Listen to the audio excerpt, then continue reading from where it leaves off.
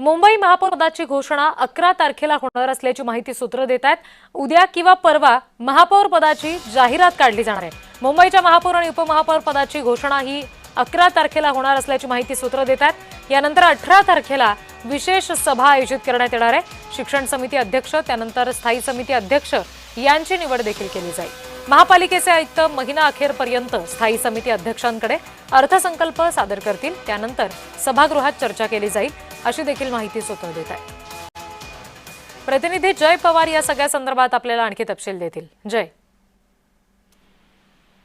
नक्कीच रिद्धी, आपण जर पाहिलं तर मुंबई महानगरपालिकेच्या निवडणुका पार पडल्यानंतर एकूणच जी चर्चा महाराष्ट्राच्या राजकारणात होती तर ती म्हणजे मुंबईच्या महापालिकेतील महापौर आणि उपमहापौरपदी कोण विराजमान होणार या संदर्भातली चर्चा जी आहे ती वारंवार सुरू होते आणि यानंतर आता एकूणच मुंबई महानगरपालिकेच्या महापौर आणि उपमहापौर पदाच्या दिवस जो आहे तो ठरलेला आपल्याला पाहायला मिळतो। एकूणच 11 फेब्रुवारीला मुंबई महानगरपालिकेतील महापौर आणि उपमहापौर हे बसणार असल्याची माहिती जी आहे ते खात्रीलायक सूत्रांनी दिल्याचं आपल्याला पाहायला मिळते आणि या संदर्भातील जाहिरात सुद्धा आता उद्या किंवा परवा म्हणजे येत्या 2 दिवसांमध्ये या संदर्भातली जाहिरात सुद्धा काढली जाणार आहे आणि यानंतर मुंबई महापौर आणि उपमहापौर या पदाची घोषणा होणार आहे। त्याचसोबत या महापौर पदाच्या नंतर आपण पाहिलं तर 18 तारखेला एक विशेष सभा सुद्धा यावेळी आयोजित करण्यात येणार आहे। त्यामध्ये प्रामुख्याने सर्व नगरसेवक असतील, त्याचबरोबर महापौर उपमहापौर हे सुद्धा या सभेला उपस्थित असतील। यामध्ये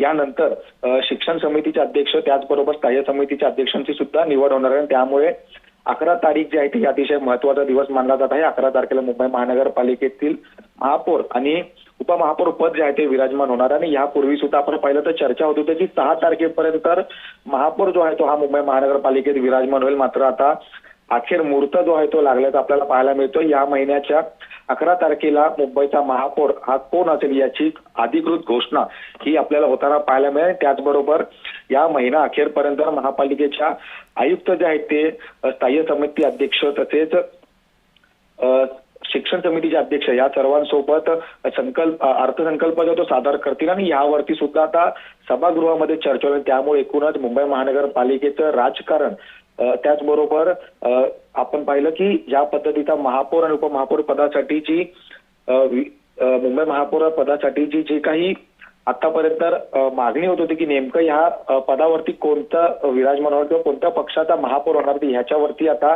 येत्या 2 दिवसामधील चित्र जे आहे ते स्पष्ट होईल आणि या 11 तारखेला मुंबईचा महापौर आणि उपमहापौर पद जे आहे ते हे घोषित केले जाईल। जय, धन्यवाद या सगळ्या तपशिलांसाठी।